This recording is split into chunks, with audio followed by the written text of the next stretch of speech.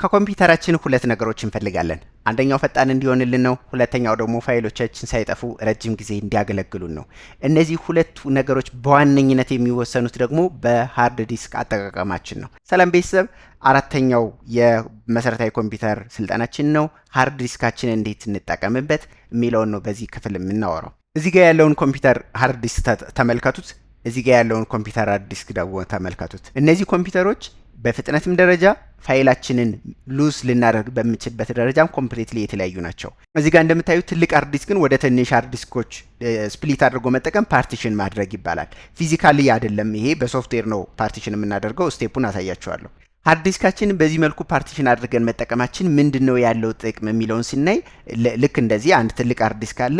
እንደዚህ አድርገን በዚህ አንደኛው ሃርድ ዲስክ ላይ ሙሉ ከምንጠቀም ይልቅ ፓርቲሽን አድርገን መጠቀማችን ጥሩ ነው። ምክንያቱ ደግሞ ብዙ ምክንያቶች ቢኖሩም በዋነኝነት ምን መሰላችሁ?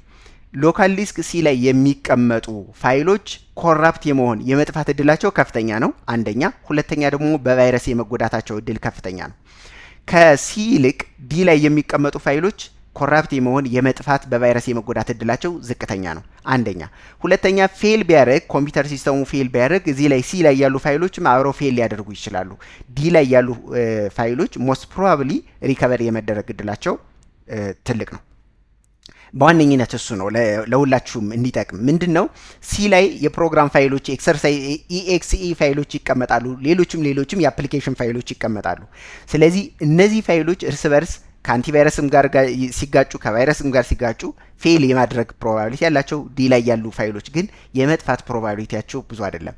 ሌላ እዚህ ጋር የምትወስዱት ነገር ሲ ድራይቭ ሚኒመም ኦፍ 50 ጂቢ ፍሪ ቢኖራችሁ ጥሩ ነው። ይሄኛው እስከ መጨረሻው መሙላት ይችላል የፋይል ማስቀመጫ ስለሆነ።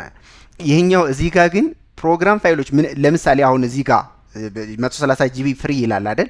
ነገር ግን አሁን 30 ጂቢ 40 ጂቢ ፍሪ እያለ ሲሄድ አክቹአሊ ፍሪ ከሆነው ስፔስ በተጨማሪ ፕሮግራሞች ራን ሲያደርጉ ተጨማሪ ስፔስ ይፈልጋሉ።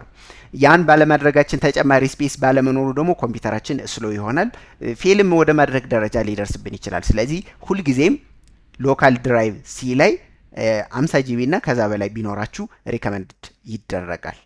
ሌላ ደግሞ አንድን ድራይቭ ከሁለትና ከዛ በላይ ፓርቲሽን ማድረግ ይቻላል፣ ወደ ሁለት ከዛ በላይ ማድረግ ይቻላል። ከዛ ባለፈ ደግሞ ካልፈለጋችሁ ይሄንን ፓርቲሽን የተደረጉትን ወደ አንድ ዲስክ ደግሞ መቀየር ይቻላል።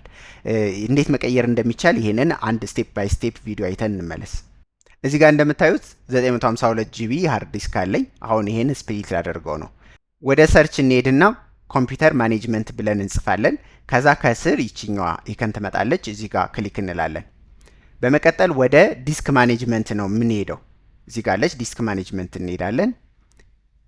እዚህ ጋር እንደምታዩት ነው 952 ጂቢ ፍሪ አለኝ። አሁን ይሄን ነው ስፕሊት የማደርገው። ሽሪንክ ቮሊም ነው የምንለው። ራይት ክሊክ እንላለን፣ ሽሪንክ ቮሊም እንለዋለን።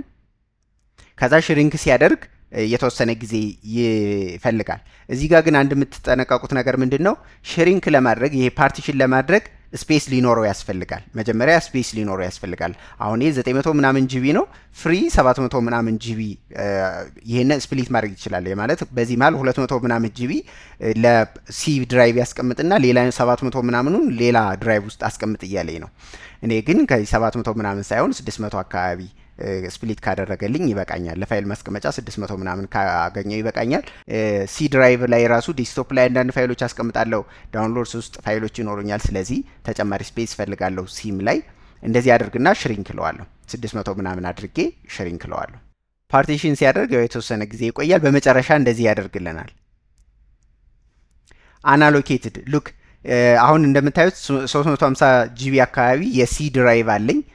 602 ጂቢ ደግሞ ለዲ ድራይቭ ወይም ለፋይል ድራይቭ አግኝቻለሁ።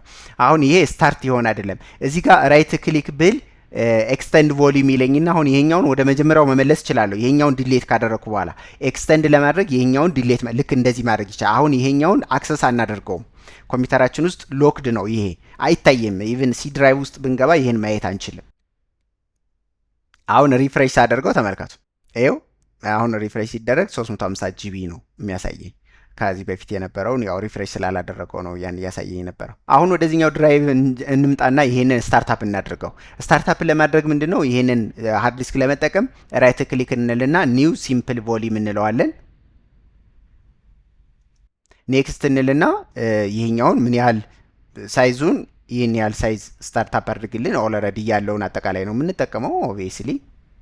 ከዛ በኋላ ኔክስት እንለዋለን። ሌተር ስጡት ነው የሚለው ዲ ራሱ አውቶማቲካሊ ቢመርጥ ምንም ችግር የለውም። ኔክስት እንለዋለን። አሁን ፋይል ፎርማቱ ኤንቲኤፍኤስ ምንም ይሄንን ኔክስት እንበለው ፊኒሽ። አሁን ላይ እንደምታዩት ይሄን ስታርታፕ አድርጎልኛል። ወደ ዋናው ኮምፒውተራችን ብንሄድ ኦልሬዲ ዲቫይሳችን ወይም ሃርድ ዲስካችን አክሰስ አድርገናል። ስለዚህ ዴስክቶፓችን ላይ በዋነኝነት በቅርብ የምንፈልጋቸውን ፎልደሮች ከረንትሊ እየሰራንባቸው ያሉ ዋና ዋና ነገሮችን ዴስክቶፓችን ላይ እንደዚህ ክሊን በሆነ መልኩ እናስቀምጣለን። ዳውንሎድ የምናደርጋቸው ነገሮች ዳውንሎድ ውስጥ ይቀመጣሉ። በሙሉ እዚህ ጋር የምታዩቸው ነገሮች በሙሉ ሲ ድራይቭ ውስጥ ያሉ ፋይሎች ናቸው። አሁን 602 እንደምታዩት ይሄ ድራይቭ ኢ ባዶ ነው። እነዚህ እዚህ ጋር ያሉኝ ፋይሎች በሙሉ እዚህ ውስጥ ናቸው ያሉት። ከዚህም በኋላ ድራይቭ ዲን ስፕሊት እያደረኩ መቀጠል እችላለሁ። ነገር ግን ድራይቭ ዲን ስፕሊት ከማደርገው ራሱ ውስጥ ገብቼ የራሴን ፎልደር ክሬት እያደረኩ በፎልደር ፋይሎችን ማኔጅ ማድረግ እችላለሁ። ነገር ግን ከፈለጋችሁ ይሄንንም ስፕሊት ማድረግ ትችላላችሁ። ፓርቲሽን የሆኑ ድራይቮችን ወደ አንድ መመለስ ደግሞ መርጅ ማድረግ ነው የሚባለው። ይህንን ለማድረግ የመጀመሪያው ስቴፕ የሚሆነው በቅድም እንዳልኳችሁ ኮምፒውተር ማኔጅመንት ውስጥ ከገባችሁ በኋላ ዲሌት ታደርጉታላችሁ።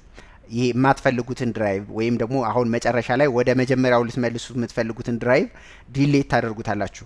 ይህን ስታደርጉ ግን ፋይሎችን በሙሉ ወደ ሌላ ድራይቭ ኮፒ ማድረግ ይኖርባችኋል። ፋይሎችን በሙሉ ነው የሚያጠፋቸው። ይህንን ዲሌት ካደረጋችሁ በኋላ ሽሪንክ ካላችሁት ሌላ ተጨማሪ ድራይቭ ከዚህ ድራይቭ ኤክስትራክት ልታደርጉ ነው። ግን ወደ መጀመሪያው መመለስ ከፈለጋችሁ ዲሌት ታደርጉታላችሁ። አሁን ይህንን ድራይቭ ዲሌት አድርገነዋል። የመጀመሪያው ድራይቭ ላይ እንመጣና ራይት ክሊክ እንላለን። ከዛ ኤክስተንድ ቮሊዩም እና ሽሪንክ ቮሊዩም የሚል ኦፕሽን ይሰጠናል። ሽሪንክ ቮሊዩም ማለት ከዚህ ካለው ሃርድ ዲስክ ላይ ሌላ ተጨማሪ ዲስክ ሊፈጥርልን ነው። ኤክስተንድ ቮሊዩም ማለት ደግሞ ይህንን ሃርድ ዲስክ እዚህ ጋር ካሉት አሁን ዲሌት ያደረግነውን ዲስክ ወደዚህ ሊጨምርልን ነው። ስለዚህ ኤክስተንድ በማለት የዚህን ድራይቭ ሳይዙን መጨመር እንችላለን ማለት ነው። ዲስካችሁን በዚህ መሰረት በማስተካከል በኮምፒውተራችሁ ፈጣን እንዲሆንላችሁ እንዲሁም ፋይሎቻችሁ እንዳይጠፉ ማድረግ ትችላላችሁ።